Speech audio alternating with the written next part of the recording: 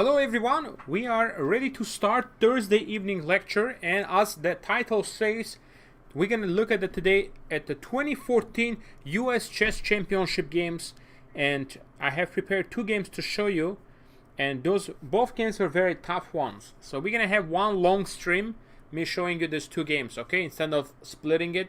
So we're going to start out with the game against Grandmaster Gareyev, okay. Gareyev was very hot in 2013, 2012, 2014.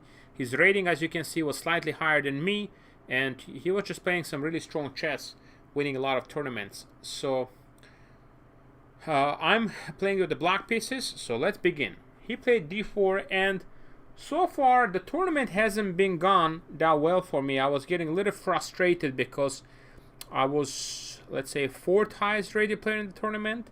There was Kamsky, Onishchuk, Gareyev, and me. But I had 4 draws, and some of them against the lower end opponents. So I was certainly getting a little bit frustrated with lack of wins. Let's put it this way. So against Gareyev, I knew he was one of the toughest opponents in the tournament. So I had to be, with black, I had to be a little bit careful. So he played knight c3. So he basically says, with this move order, he basically says, I'm ready for your Nimzo. So I can play the bishop before Nimzo, or I can play d5. So I chose to play the move d5. Now he takes. I take back with a pawn. And now we have a Queen's Gambit declined. Okay. So I play c6. And let me open up the YouTube so I can see it. 1 second on my phone. So that way, let's see here. All right, there we go. So guys, if you have any questions, just put it in the chat and I'll be happy to answer your questions. Okay, so now he played queen c2. Now I play queen c2. He's trying to develop his pieces. I play bishop e7. Now he played e3. Standard position. I played knight bd7, h3. This is somewhat a little bit of a surprising move he played, because you would expect something like bishop d3 here or knight f3, one of these two options. But this move came as a little surprise. Looks like he maybe prepared this and he's got an idea behind it. At some point he wants to retreat to f4 with the bishop to try to keep it. In general, h3, it's a pretty useful move in this position, okay?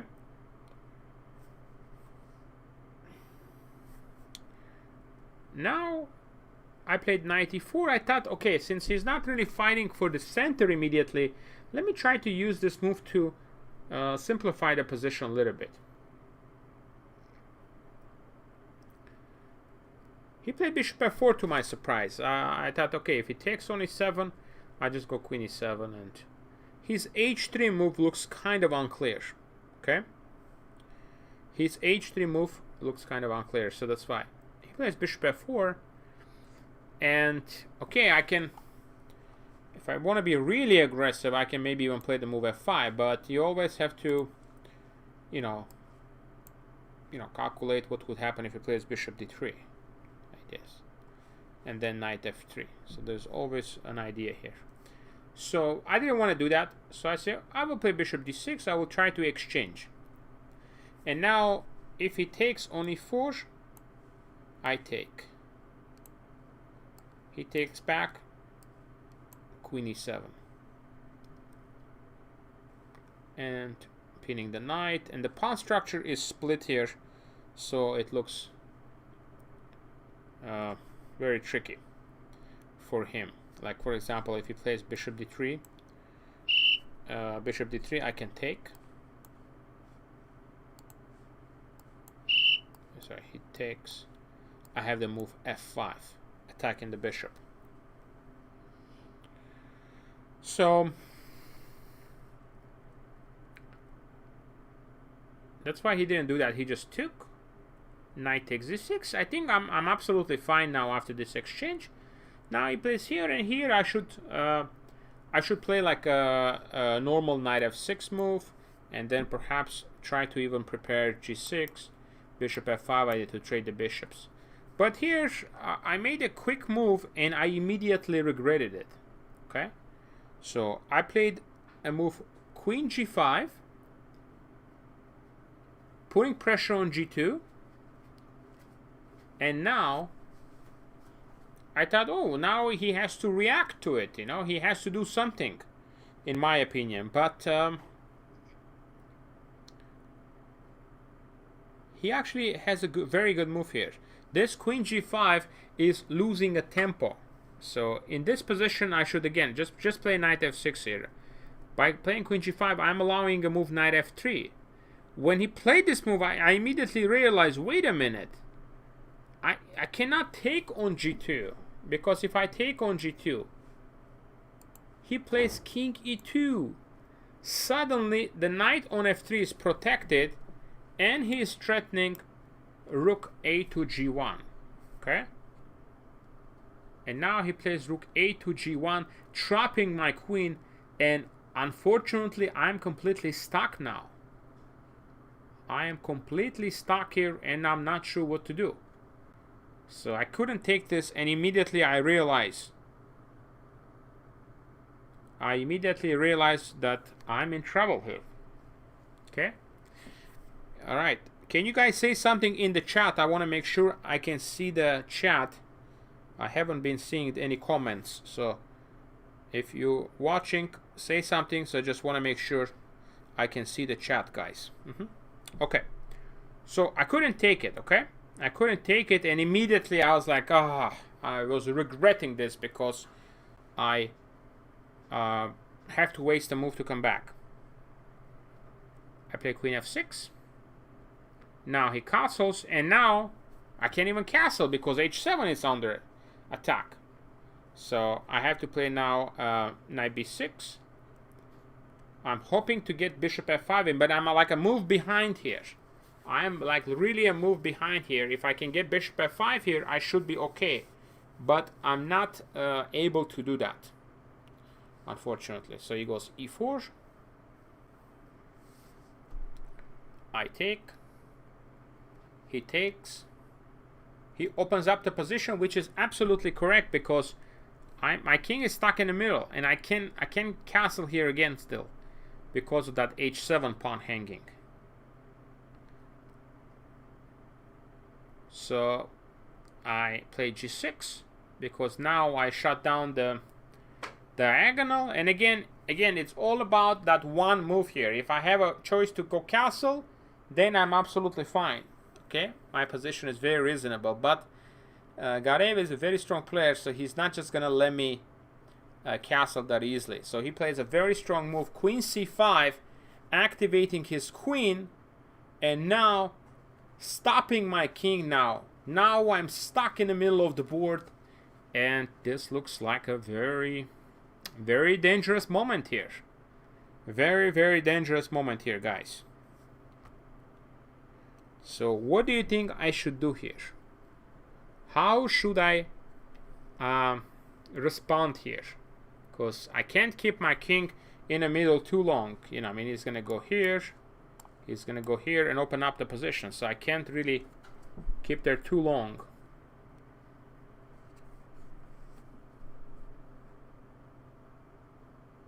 So what can I do here?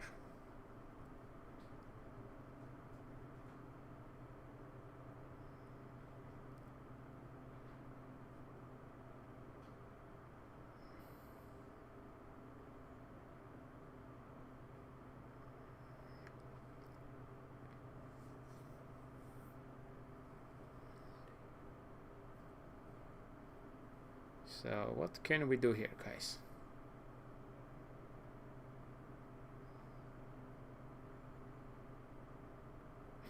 I have to prevent him from castling. Again, I was very, very close, guys. Very close in this championship. I actually finished second place here. So I decided that the only way I can try to continue is to play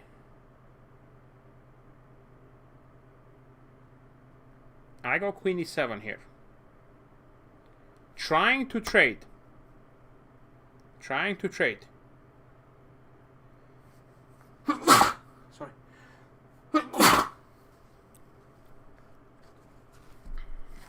Excuse me, guys. Okay.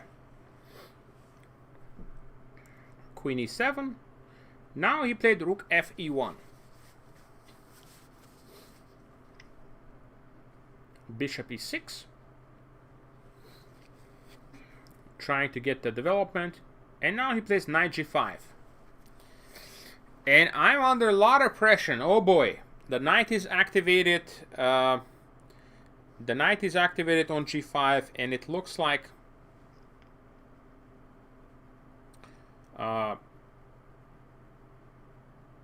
yeah, knight is activated. And what am I going to do now? It looks like I'm in really big trouble here. Again, he's got the advantage here, guys. I won this game, but it was a very tough game. It was a very tough game here. I was defending for much of a game. Now the question is, what should I do here? Now, what should I do here?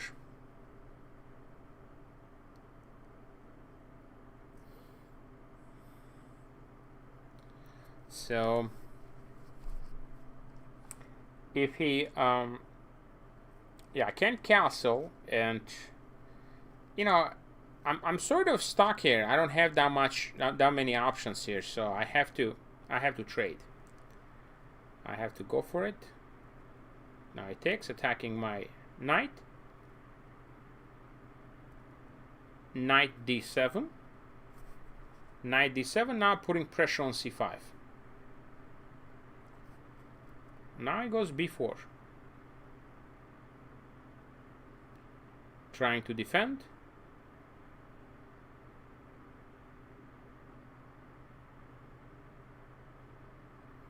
Now he's trying to defend the c5 pawn, and now I play long castle.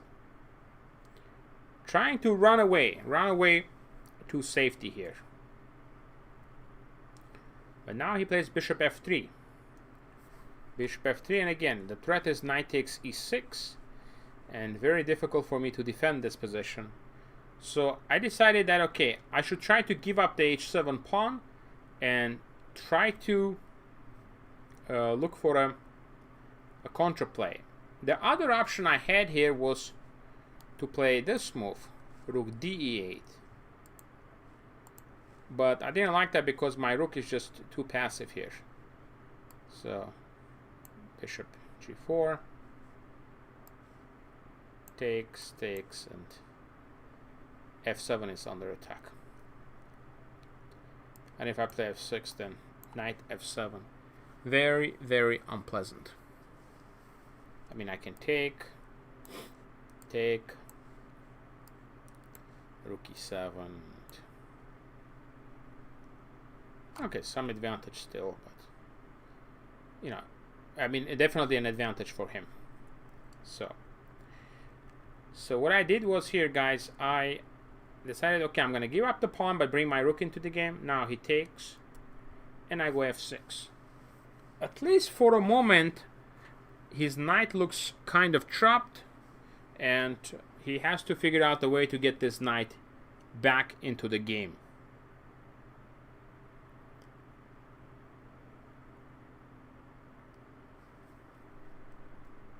Now he goes bishop g4. He's trying to trade the bishops.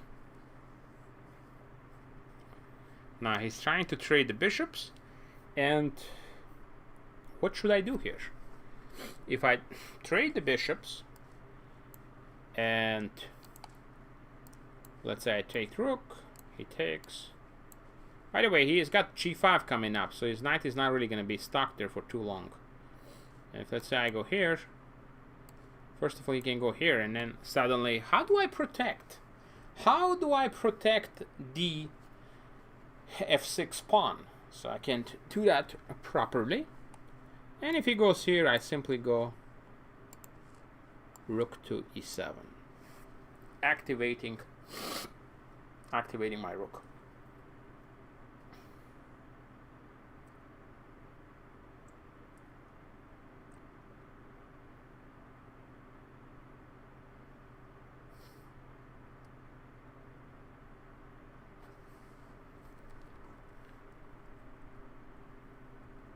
So I played g5.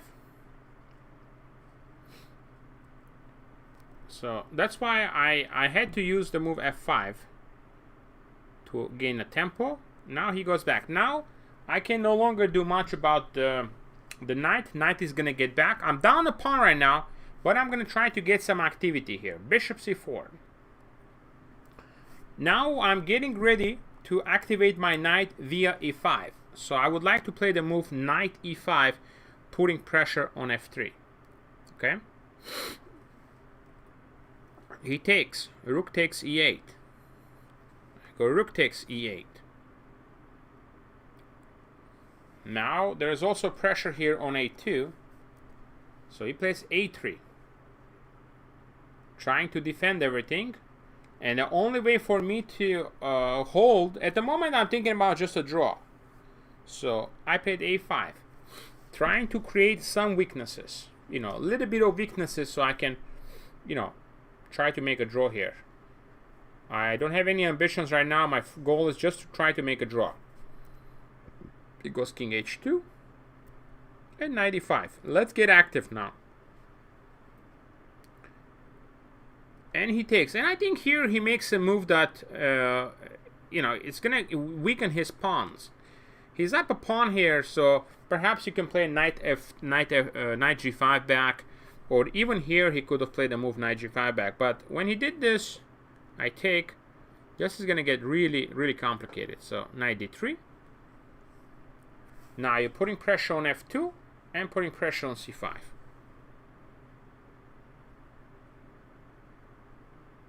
Knight g5. And I take on f2. I'm not too concerned about c5 pawn. I think that pawn is always going to be weak. That's why I want to eliminate the f2 pawn first. Plus, if I take here, there could be a problem with a move like rook c1, and then I have my pieces hanging here. So, like I can go here, but then it goes knight f7, threatening knight d6. So, it gets complicated. Okay.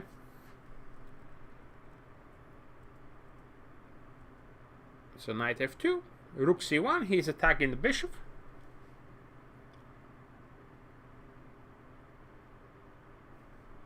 And I have to do something with the bishop, so I decided to go on a6. This way, he cannot play a move like a6 to weaken my position. So I thought this would be okay for me.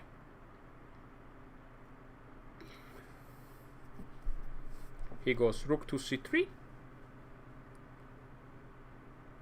And knight goes back to d3. Now, I have a nice target on c5, and I'm thinking about, you know, some rook e5 and take.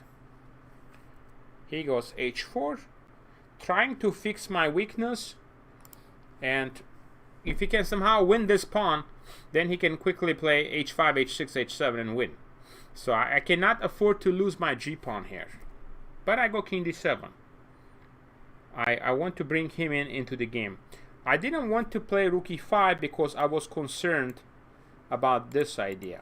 Knight f7 takes.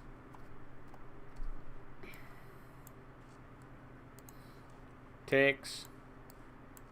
And knight here and take on g6. Okay? And now can't do anything.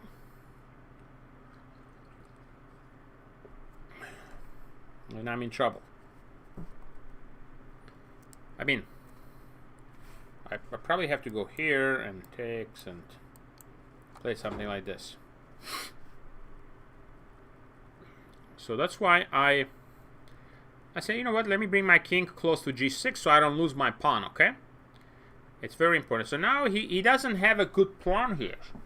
And he's sort of stuck. So he decides to try to perhaps remaneuver his knight to f4. I go rook e5. Rook e5 now putting pressure on c5. King g3.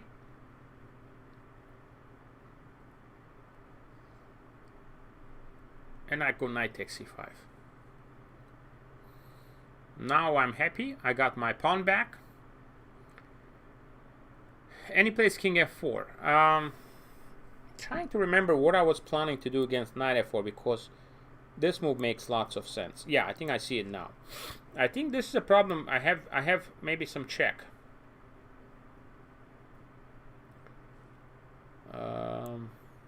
I have a check. And now if he takes, rook takes e4. Okay.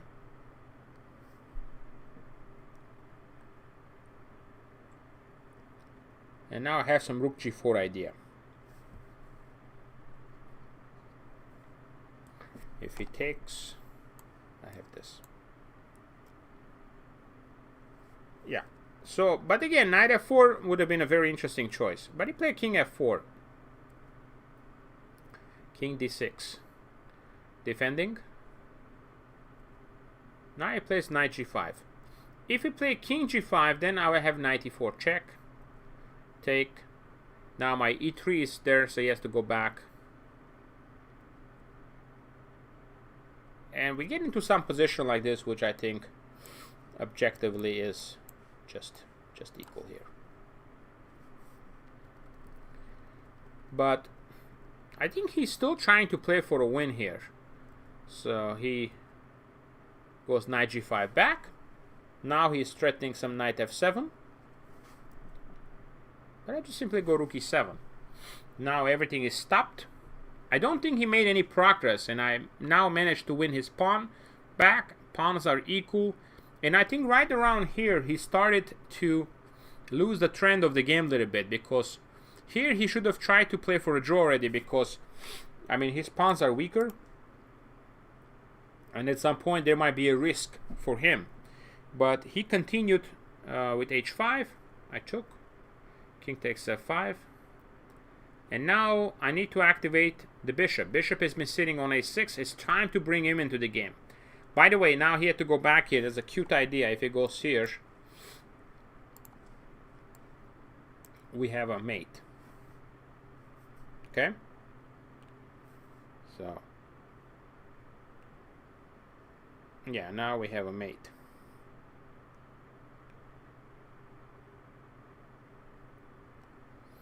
So that's why he cannot go here. He goes back. And I go bishop g6. Like I say, it's very important, okay? It's very important. It's very important to keep the h pawn, okay? It's very important to keep the h pawn.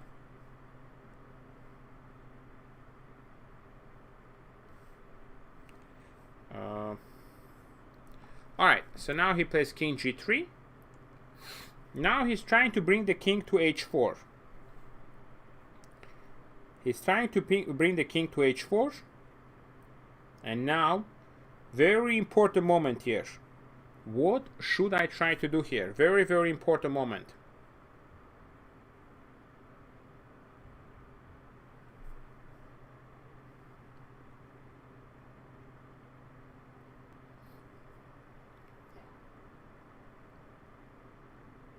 Very important moment, because we want to try to trade, okay?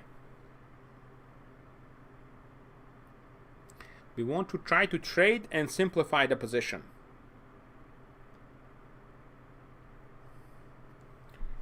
You know, if he goes king h4, then I have to worry about him trying to win my h pawn. At the moment, I already know that I'm probably equal here, at least. Okay? So here I played knight e4 check. Very important move. Now trading pieces, he has to trade at least one, and I take. If he goes now bishop takes h5, then I go check. He goes here, I take, and I mean, it's probably going to be a draw, but I'm the only one who can play because his a pawns are weak. Most likely it's going to be a draw though. But he didn't want to do this. He, I think, still thought he can maybe play, so he plays king h4. And now it's getting closer and closer for him to get into trouble. I take. Rook takes. Perhaps again, taking with a pawn would have been a little bit better, because now he takes. And now a very important move here. I don't want to play rook to e5, because then I'm going to be running into this idea. And yeah, basically a draw. like I said, at the moment I'm not playing for a draw anymore. So I play here, and I think he might have underestimated this move, because now it's becoming clear that if he plays a move like Rook A5, I push. He trades. He's not in a square. He's not in the square to stop my pawn. So I will be winning. Okay? So I will be winning now.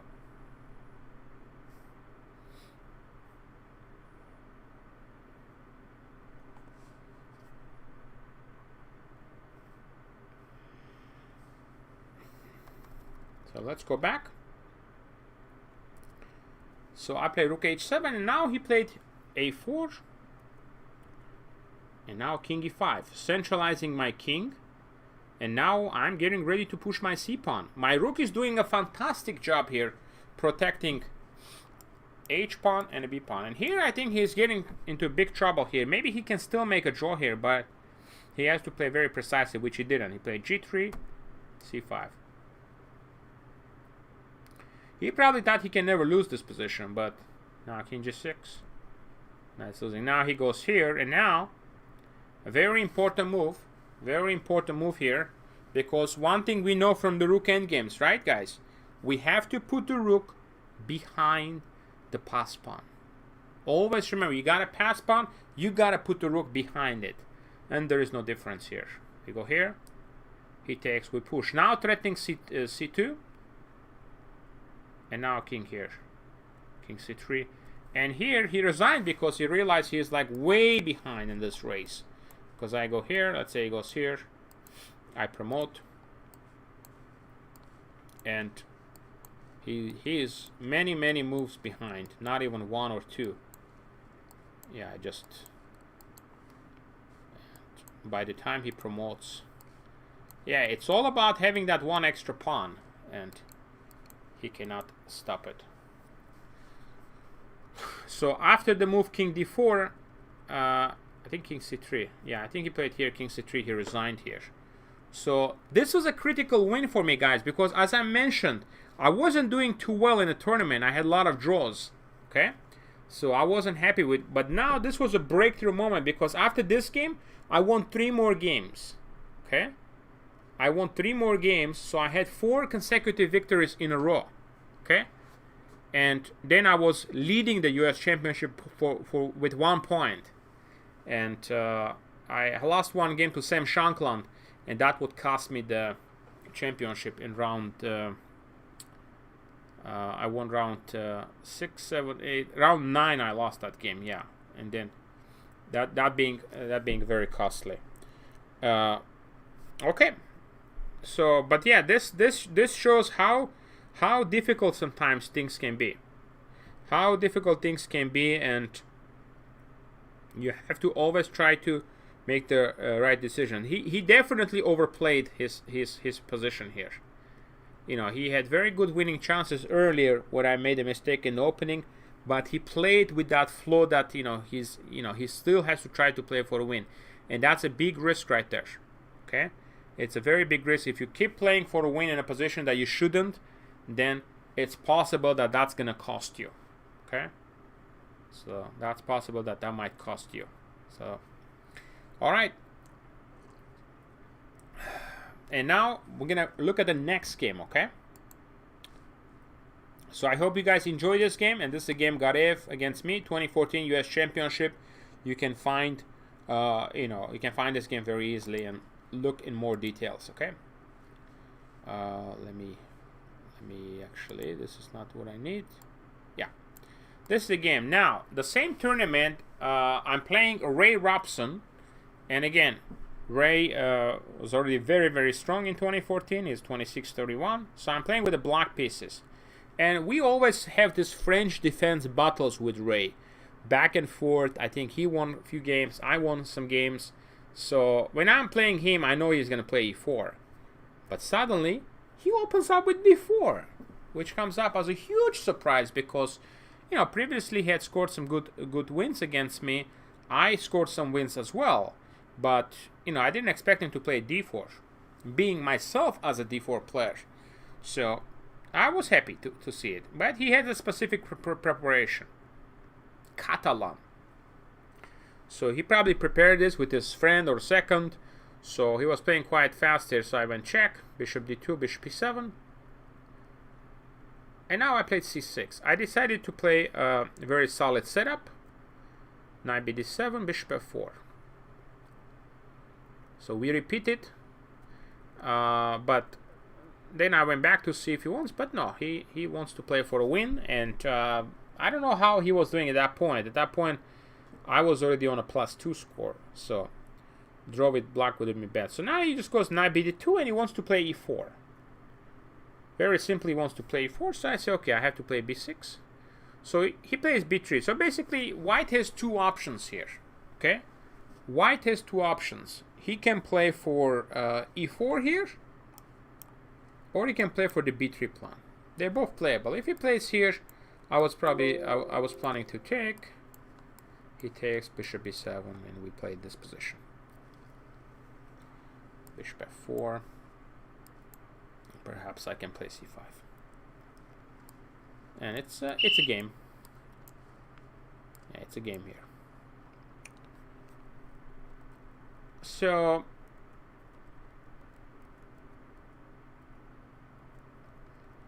let's go back. And he plays b3. I go bishop to b7. Bishop b2.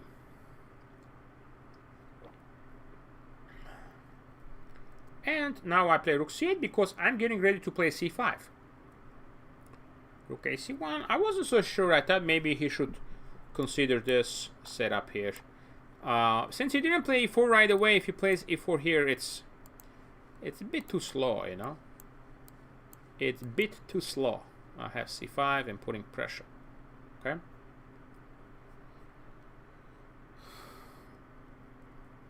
So he played here. I play c5, queen b8, and I thought, you know, the rook on c1 would have been maybe better. So he plays here. Now I take. I want to open up my light square bishop. He takes back with the knight, bishop e4, queen a1, and I take. I just want to equalize the game for now. So he takes with the bishop. Another idea he can do here is rook takes d4. But then I go queen c7, doubles the rook, rook ft1. And okay, a lot of exchanges occur, and looks like just equal position here. Okay. So he didn't want to just trade everything with the white pieces and make a draw. So Ray usually never plays for a draw, so I knew that it's going to be a big fight here. Especially he's like probably point behind me or something, so he's going to try to beat me.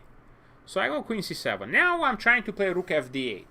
Okay, now I'm trying to go rook fd8 and queen b7. I mean, he doesn't have any advantage here.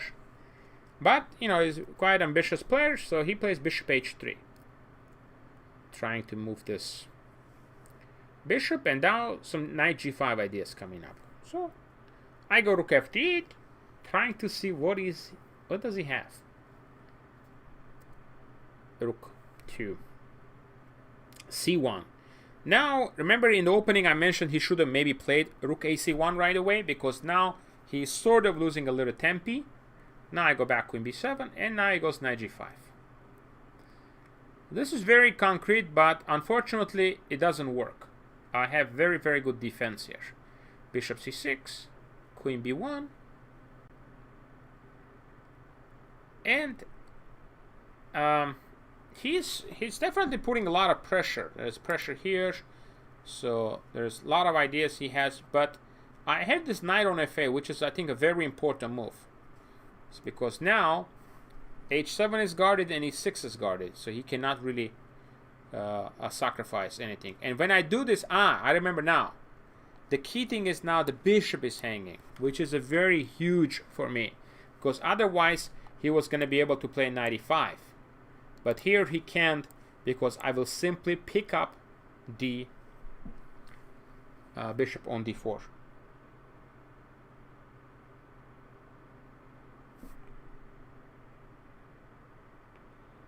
So, all right, I played knight f8, and he plays rook fd1. So now he has a monster threat, knight e5 here. Now he has a monster threat to do that. And now what should I try to do here? What should I try to do? In this position here. Because I want to give you some time to think here, okay? So because we know his threats.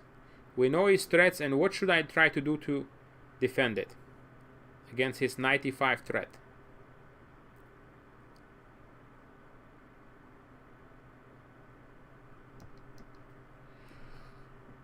Okay, let's see here.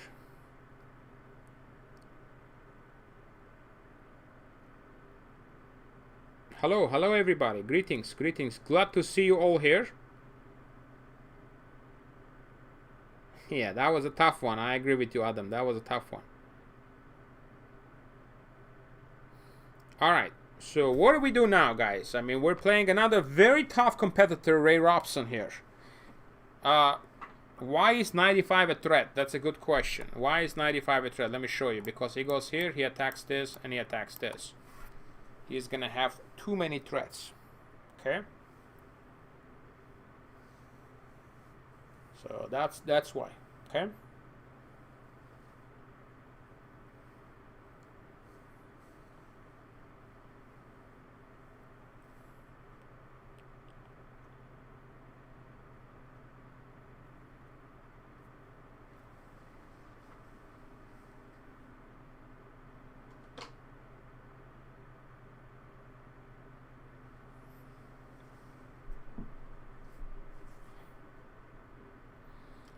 So, what is the idea here? What can I do, guys? Bishop e4? I don't think so. I don't want to lose. I don't want to lose my light square bishop.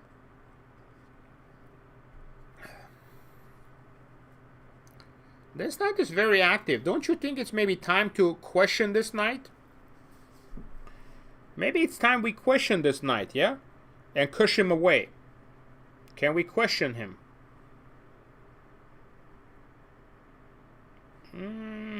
Knight g6 is an idea too, sure.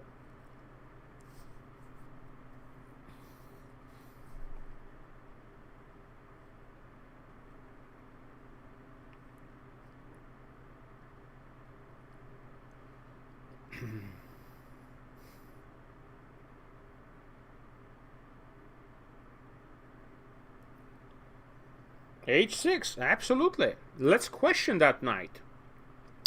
Now, he cannot sacrifice anything. I mean, if he sacks here, he could, but it just doesn't work. I go here, he goes here. It just doesn't work because, like, if he takes, I take bishop g2, I can take rook c1. And if he tries to do this, he goes here. Pinning, okay? So that's the problem. So after h6, he had to go here. I need to plug it. 1 second, my laptop.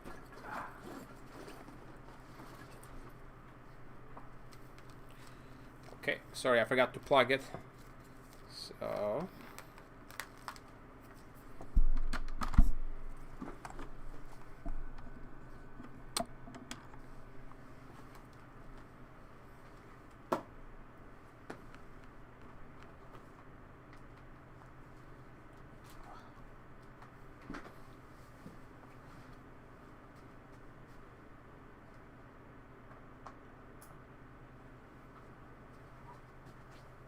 okay.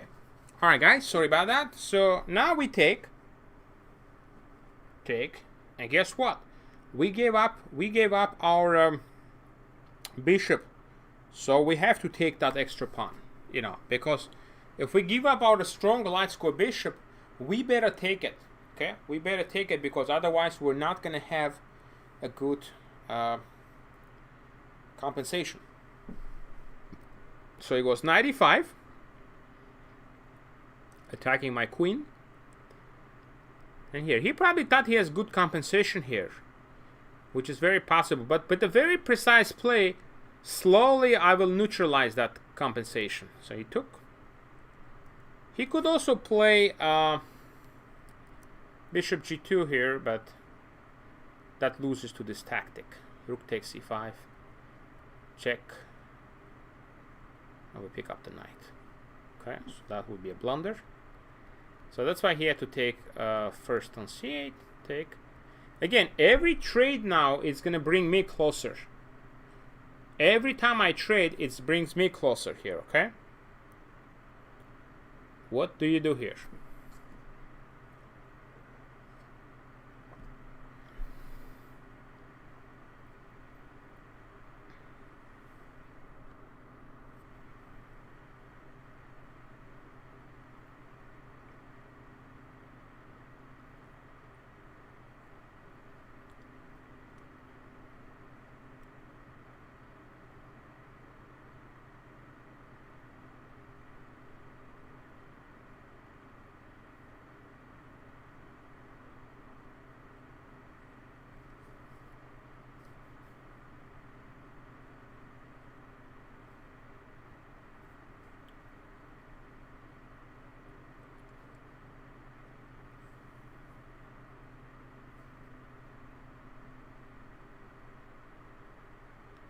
And now what do I do? Can you guys find the move here? Let's see here. Let me look at the chat here to see.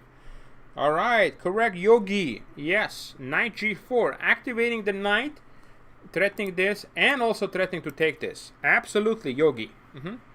Knight g4. Of course, yes, I won. I won 4 games in a row and became a clear leader in this tournament. Now he has to trade. I mean, if he goes knight f3 back, it's just going to be very passive, so he takes, take. Now bishop e3. Now, the next step is very important here. I need to figure out a way to trade the dark square bishop. So now I'm trying to harass the bishop like this to see if we can trade. So he attacks me. I go here. Now I'm trying to create some dark square weaknesses. Okay. Bishop here. And now it looks tough here, but now a good move here needed here. I need you to find this good move to pin him up a little bit, okay? You want to pin him up here. How can we do that? We need to pin him up here, and in order to win.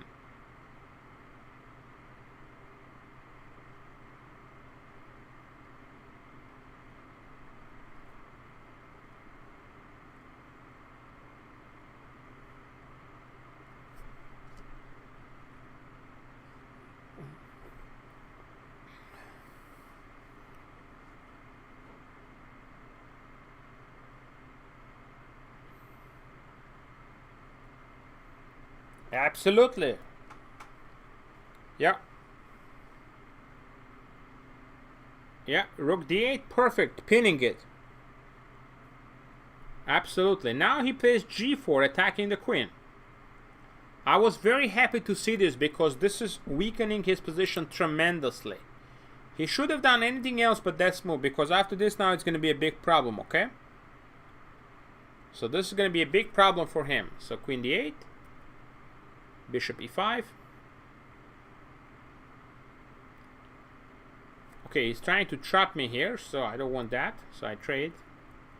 And bishop e7. Now my queen can retreat. And I want to play knight g6 now. Knight g6 and control the dark squares. Knight plays queen e2. Bishop c5. It's a strong move now, applying pressure here. And now I'm getting ready to get my knight out. So bishop is very well placed here. So bishop b8, e5. I'm happy to put my bishop here. And now he goes queen f3. He's trying to activate his queen here. Now what should I do here, guys? Again, my idea is to try to trade the bishops here somehow. So what do you think is the best move here? Well, he couldn't attack the queen here, because if he attacks the queen this way, we have a fantastic capture. Okay? Can't do that. So here, he goes here.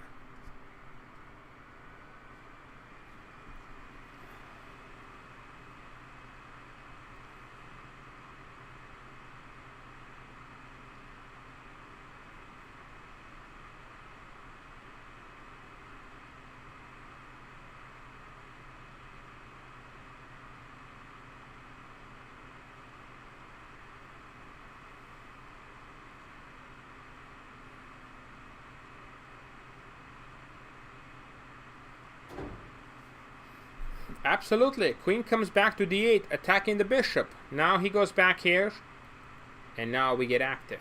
Now we're attacking that bishop again. And now I'm very, very glad that the pawn is on g4 here, because his dark squares are going to be very weak. So he goes bishop g3. And again, now how can I try to get that dark square bishop off the board? How can I do that?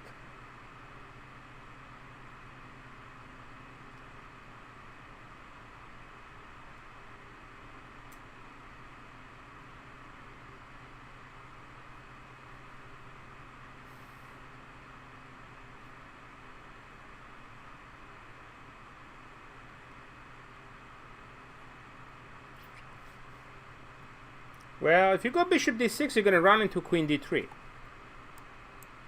If you do this, the problem is he pins you, and it's not good. And I want to avoid this endgame. This endgame might be a very good drawing chances because of the two bishops he has. Okay, so I don't want that. So here is the 40th move. Here is the 40th move before we make time control. So I really have to play this precisely here, guys. Very important. Now knight h4, he has queen a8. I don't want him to trade queens now. If he trades queens, he might have decent drawing chances. You need to play logical and active. Okay? You need to play logical and active here, guys.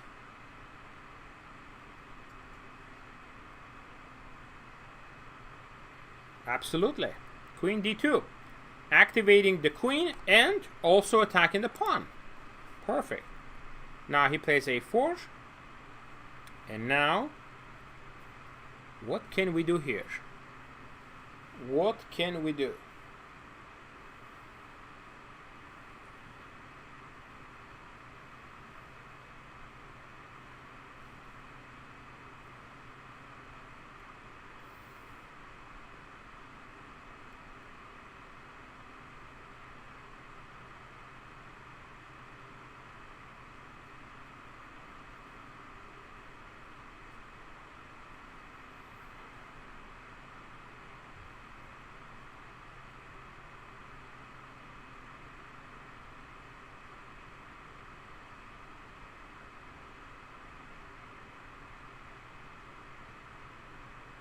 What is the idea here?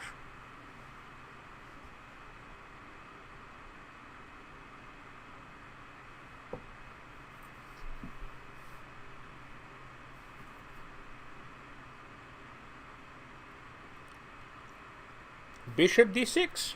Absolutely. Well, we're getting very close now, guys. Now we accomplish another important task here, trading the bishops. So he takes queen d6. If you are wondering why he didn't play check here, if you're wondering why he didn't just do this, okay? Because now it looks like he's got me pinned up. If he does that, I have few options here, but I was thinking I can do this. Check. If he goes here now, I just take, and I take. Take on g3. And if he goes to here, then I can even play a move like this. And now, if he takes, I can take back with a knight. And I'm also threatening a move queen f2, which is which is a huge threat. I don't want to take necessarily because he takes the f pawn and he's got some protection. I don't necessarily want to do that. Okay, now I can take on f2. So, all right. So when I did this, he trade, and now I have a wonderful position here, guys. Knight goes here, and now I play this move, and now I'm threatening knight e2 check. So he checks, queen c4, and now g5. A wonderful idea. I could take also and play this way, but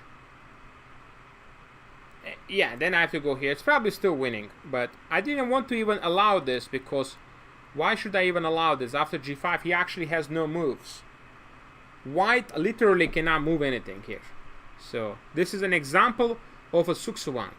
Okay, so he checks, I go here, now he has to go here, because if he gives me a check, it's funny actually, I go here, and now he doesn't have a defense against knight h3, because he cannot get his queen back. I mean, b3 pawn is hanging as well. You're seeing a complete domination here, guys. Complete domination. So he played here, queen e3. But domination is domination. How are we going to win the game? That's the question. Okay? Now we're dominating, but we still have to score a victory now. Now he is looking at eyeballing this pawn, maybe. So what should we do here? But although if he takes, we have a knight h3 threat, so it's not a big issue there. But yeah, I also don't want to move my knight, because my knight is well placed on f4. So, you know, knight d5, he will probably play something like queen d3, let's say.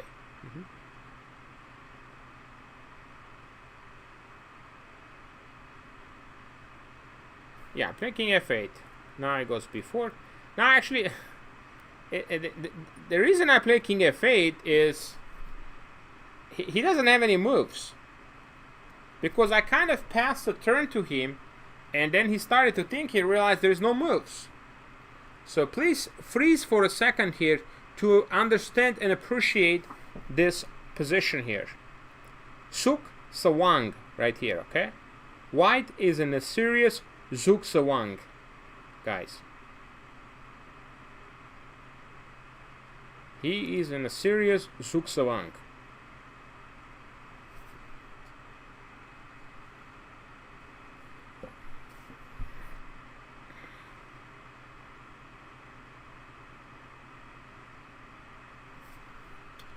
What do you think we can do here, guys?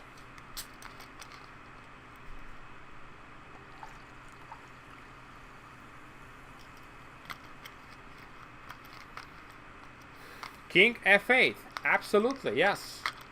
Absolutely. That's what I played here. I played king f8, and he has no moves. He has no moves whatsoever, guys. He has absolutely no moves here. He goes here.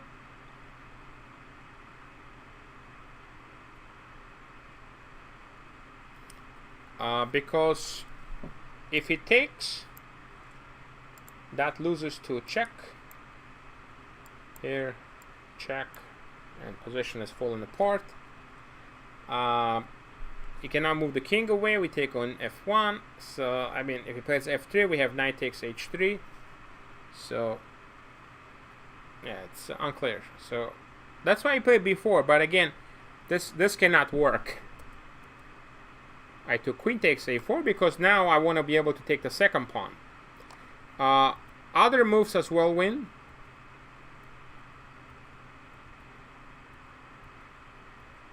I mean, this is a win too, but I have to calculate things I didn't even want to calculate.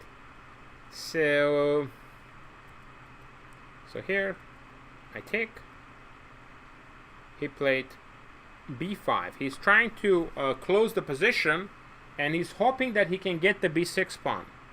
But here, I'm not going to give him the b6 pawn here. Now I have a wonderful pawn on an a file. H4 where? Sorry, the question is H4 or here? H4, the problem is you're dropping this guy. And then you're dropping the H4 pawn. Great Wolf.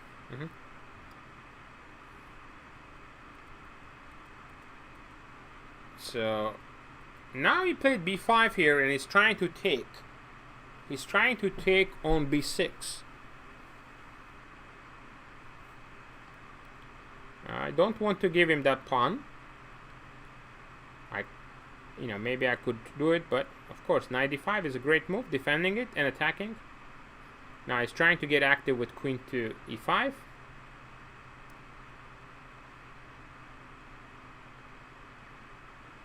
And now, time to activate our queen.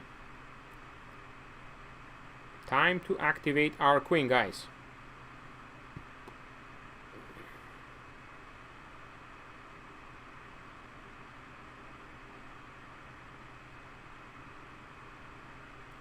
Queen f4, check. Queen takes h6. I don't mind losing that pawn, because now I'm going to go after the f2 pawn. F2 pawn is really weak, and I'm going to go after the f2 pawn. How? Because my king is very safe. He doesn't have any more checks. So it's time for me to go for some more activity here.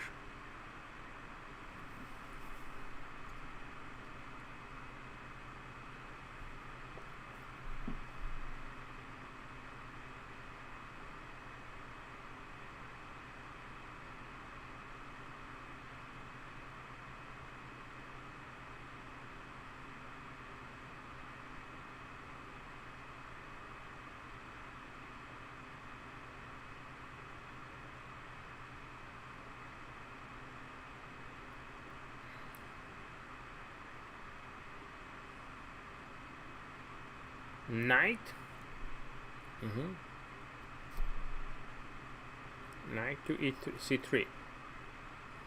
Because now I'm threatening knight e4. And after knight e4, it's going to be a disaster for him. I just take. So he plays here. Bishop g2. Now,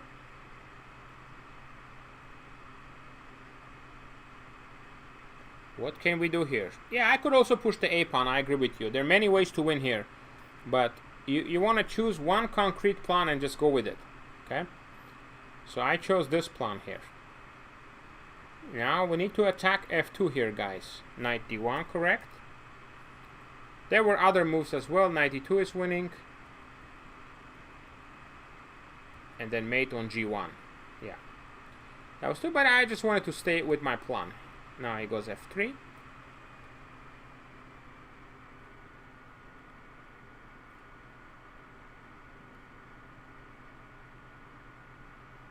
Now what do we do?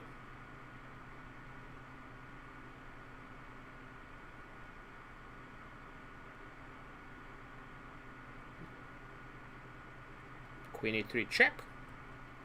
King h1. And now knight goes back to c3.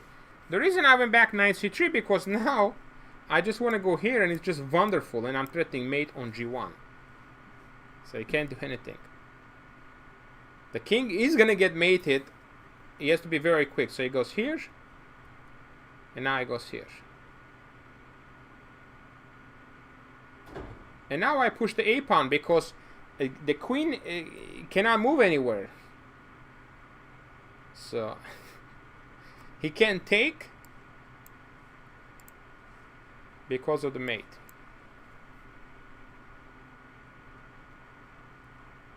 So he played h4. He's trying to...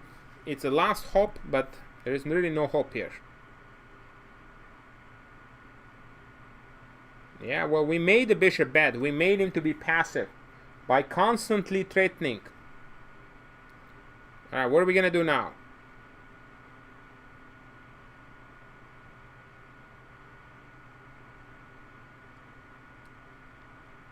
what we're gonna do. Opponent is very strong. Ray Robson, guys, very strong Grandmaster. So it just happened to be a really good game I took. Now I place G5. Now again, he's trying to do some Queen F6 check. And here I was like, okay, I can maybe even allow that check, but don't want to do that. So let me just find the simplest way to win this game. Simplest, and don't give opponent any chances, okay? You want to give opponent 0 chances. 0 chances, okay? What is the idea that will give him 0 chances? You know, you never want to get too fancy, okay? I mean, maybe Queen G1, but I don't need that. I don't need to sack a piece, yeah? If we don't need to, if we don't have to, we don't want to sack it. Yep, Queen C1 check. And if it goes up, we just take the queen. If it takes, we go here. And he resigned because now, yeah, I mean, okay, he can, if he really wants, he can bring this here and sack the bishop, but he resigned because there's just absolutely no hope here. So after I played Queen C1, he just resigned here. So yeah, this was another very important victory, okay? Another very important victory in a US Championship against Ray Robson. Again, guys, there was a quiet game, but there were some very critical moments here. I want to go back again to the middle game, where, you know, I had to find some tough moves. I tell you this, I mean, here things are not that easy. I finished second place that year. Kamsky won, so I lost the tiebreak to him for the title. Yeah, this is the moment here, because he plays Queen B1, and I remember it took me some time to find this move, because he does have some activity, okay? He does have some activity, so it's not like you know, he's not doing anything. So I mean, this was a very important move. Knight F8 and hitting the bishop, okay? Knight F8, and we are attacking the bishop on D4.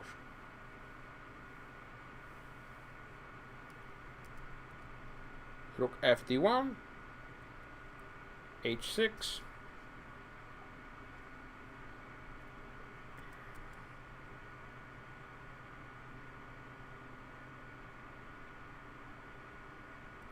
And we take. And from here on, it's still not so simple, but we start trading pieces off and slowly win. But again, I had to find some very tough moves here, guys, you know, in this position. Knight F8, a bishop C6 retreat, Knight F8, and then when he still wants to go Knight E5, I have H6, okay? I think Nakamura didn't play that year. He didn't play that year. So, all right, very good, guys. Now I prepared a couple of positions for you to work on today, so we'll do those to finish up with, okay? So I hope you guys enjoyed these games, and let's get to those positions. Position number 1, white to play and win. We will have a couple of positions here today. White to play, and that's a silent move. We're going to work on the topic called a silent move, okay? Well, you need to find that silent move idea to win the game. So what do we do?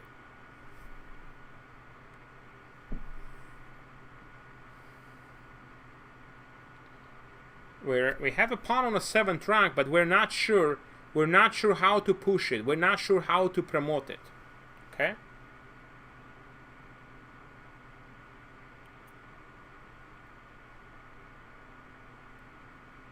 Rook C1, I think he plays D3. He plays D3, and if you play Rook C8, he plays D2, you queen, and he plays D1 mate. So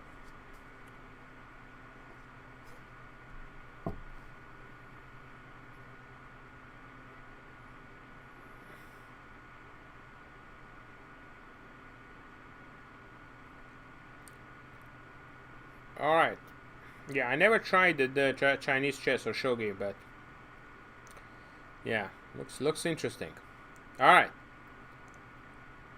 Let's think a little bit, guys. Let's think before you make suggestions, okay? It's very important here to find the correct move. You have to see about 4 moves deep here, because you have to see about 4 moves deep here to get to the winning advantage, okay?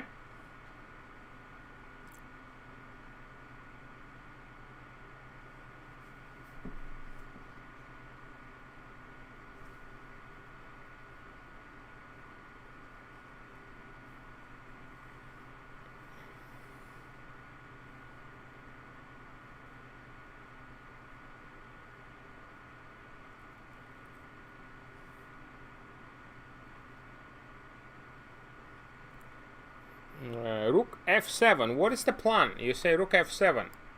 What is the plan after d7 though? d3.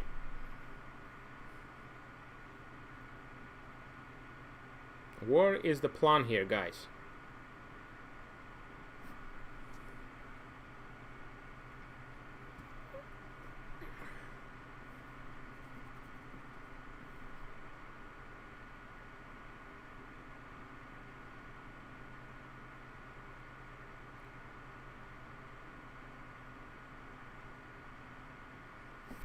Rook e8, d2. Oof, it looks complicated. Now he's threatening d1. Rook e5 doesn't work, guys. Rook e5, he can just take king takes e5. If you were doing rook e5, he just takes with the king. Okay, you guys need to think a little bit deeper, okay?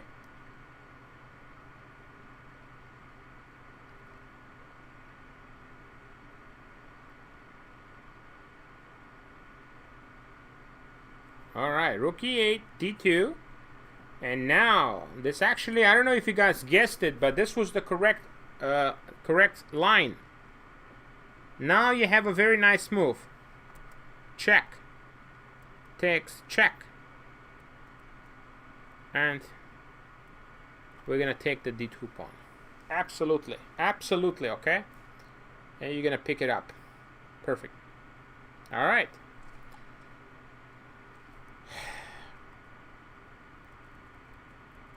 So he goes here. That was the correct idea. So once again, silent move. This is a game between 2 very strong Russian grandmasters. Rook f7, d3, rook e8, d2. It's hard to find, I know. It's hard to find. That's why I'm showing you guys. Not easy stuff here. Next one. Got a couple of more for you prepared for today. About four positions total. This is position number 2. White to play. White to play. What is the winning plan here for white? That game was played Kizhmatulin versus Matlakov. Kizhmatulin-Matlakov game. Now, what to do here, guys?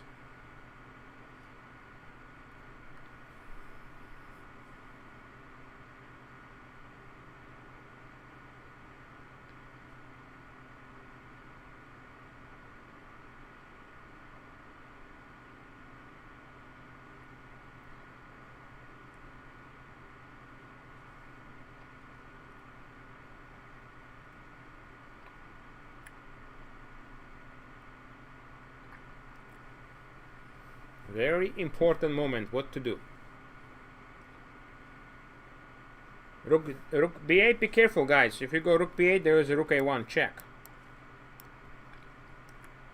You might be in big trouble here. We need to figure out which square is weak. This one, right? This is a huge square here. Huge weak square here, right?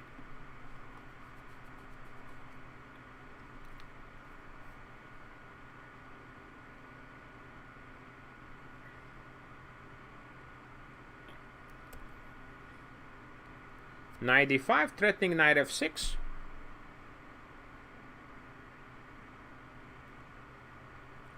Now he can't take because his queen is under attack. So if he goes here, then what do? How do we set up the mating net here, guys?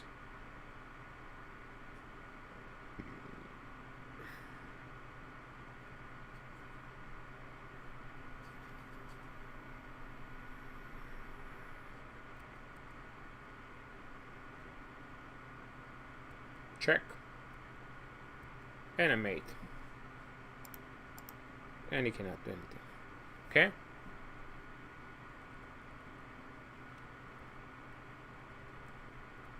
So knight d5. The other option left is queen takes d6. But if he does that, what do you do, guys?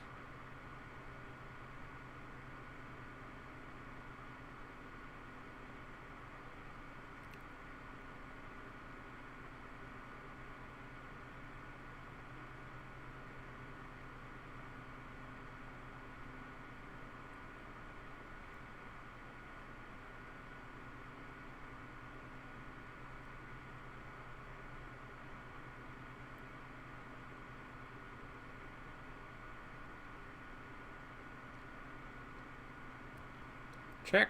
If he goes up, we have a mate. Queen h6 mates. If he goes to take, sorry, if he goes here, then we have mate in 2 here. You see it, right? Mate in 2, guys.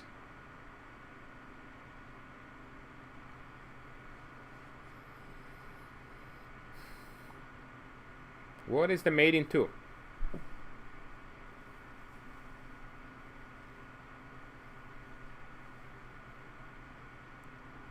Yeah, queen h8 and queen e8, correct? So that leaves him with the only option to take, and if he takes, we have a mating net on h8. Okay? Cannot stop it. The only other option left is if he plays rook a5, because now if you play knight f6, he wants to do this, this, and rook h5. He has this idea. Okay? But we don't have to do that. We can start with another move here. We don't have to play always knight f6. We can do another move here.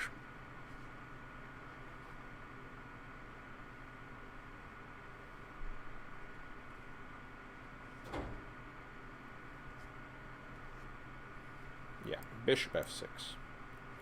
Now threatening queen h8 mate. If he takes, knight f6 check, picking up. Alright. And that's a mate. So that's the winning idea, guys. Again, silent move, quiet move, okay? Don't always think the tactic is gonna work. Sometimes you need to quiet maneuvering move, okay? Like knight d5 here to win the chess game. Alright?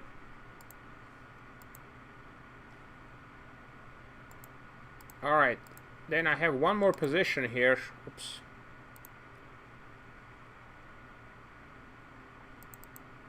Okay. Alright, block to play and win. Oops.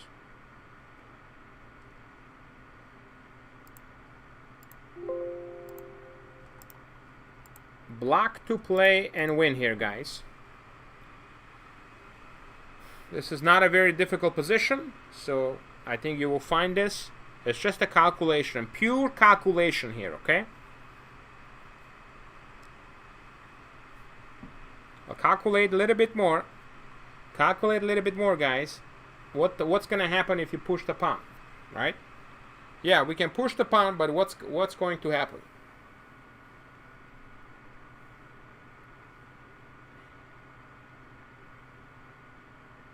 Yeah, so if he goes here, oops, I gotta stop this. Sorry. Alright, so if he goes here, it's easy. We just check and we bring this in. So that we can eliminate, but we have to calculate 2 options. Bishop f2, one option, and the king h1. If he plays bishop f2, then what do you do?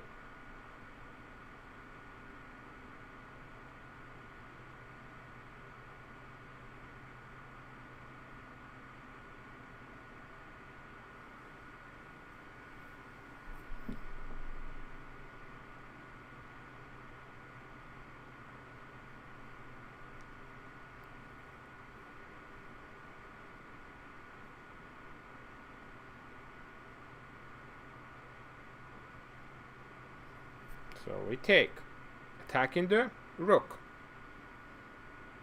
Now he goes here, and it looks like he's gonna take on c2. But what move we're going to play here? So we don't allow that. Yeah, rook d8. And now threatening rook d1 check. Takes, check, and take. Check, and take.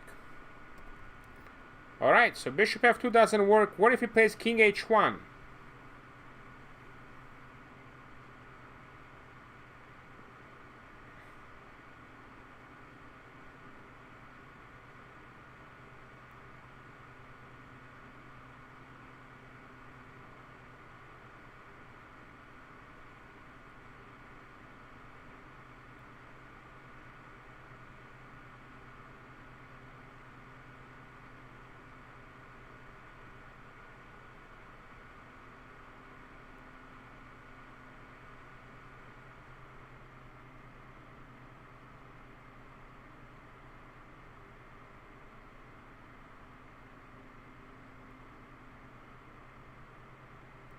Now we take. Now he goes here, and it looks like he's gonna take now. But a very, very strong move here we have, guys. Very, very strong move we have.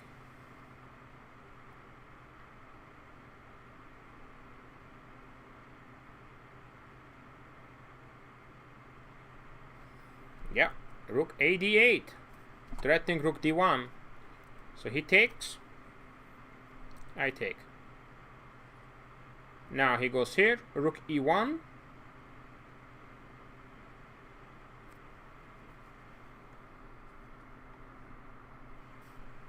Rook d1 check. If he takes, we promote into a queen. He goes here. And now which rook you're gonna take? Very important. Which rook you're going to take?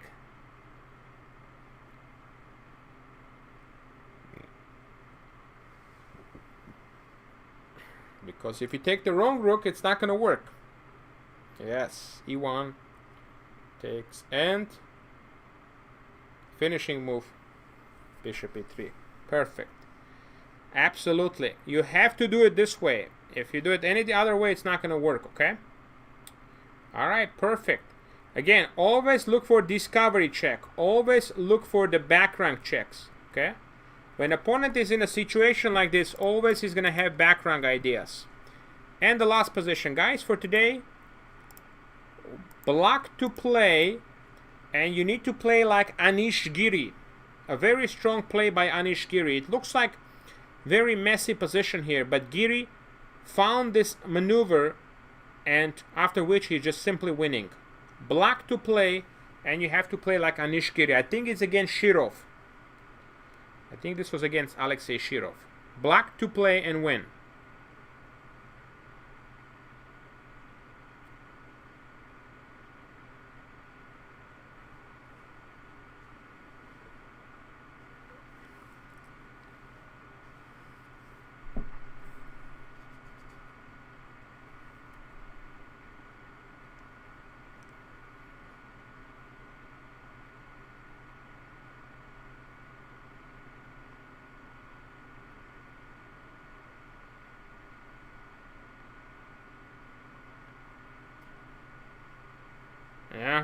Bishop f2 he can take. Bishop f2 he can take. You need to be careful. Bishop f2 he takes, and he goes here.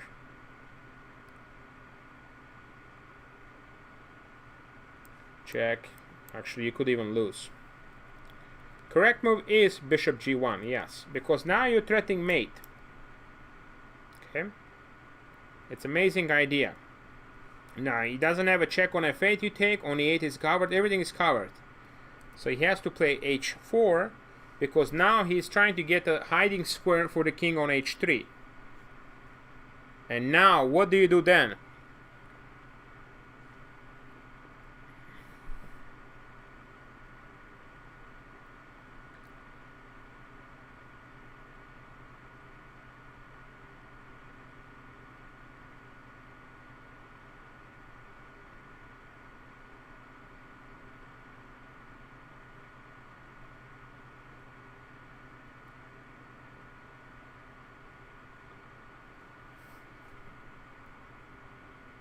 No, no, no, no, not bishop f2. Please think. No, you can't go rook h2. He's gonna start checking you. We need to figure out the transfer. Transfer that bishop to a better position. Okay, bishop h2. Bishop h2, correct. Now he goes here, bishop d6, and now we are threatening a mate on h2. Now if he goes here, now you got a mate in 3 here. Can you see it?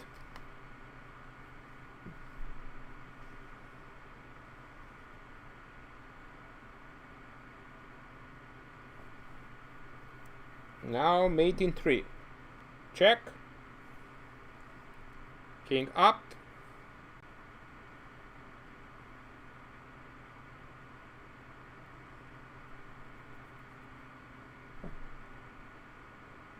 Check. Up. Now what's the mate? Yep. 24 mate. Perfect. Bravo. Bravo. Excellent. Good job, guys. Excellent work today. So this was some very good silent move positions for you. See? Bishop looks active here, but really you need to transfer it to a better square, okay? That's why we do that. Bishop here, threatening mate. Check. Very hard maneuver. This check, somebody suggested this check. The problem is he takes. And if you check, he goes rook f3, and it gets really complicated. So we don't want that, okay? There's no mate here, so it's complicated. So that's why we just go check. Very straightforward. And here, and threatening mate. Check. And mate. Alright. Alright, excellent. Great job, everyone. Thank you, everybody, for watching these 2 lectures from the US Championship 2014. And I will be also streaming on the Sunday, so make sure you tune in. And Saturday I have a simultaneous exhibition, okay? So check out this weekend's schedule. So you will see me online this Saturday and Sunday, okay? Thank you for watching, and we'll see you soon again, guys. Hope you enjoyed it. Take care.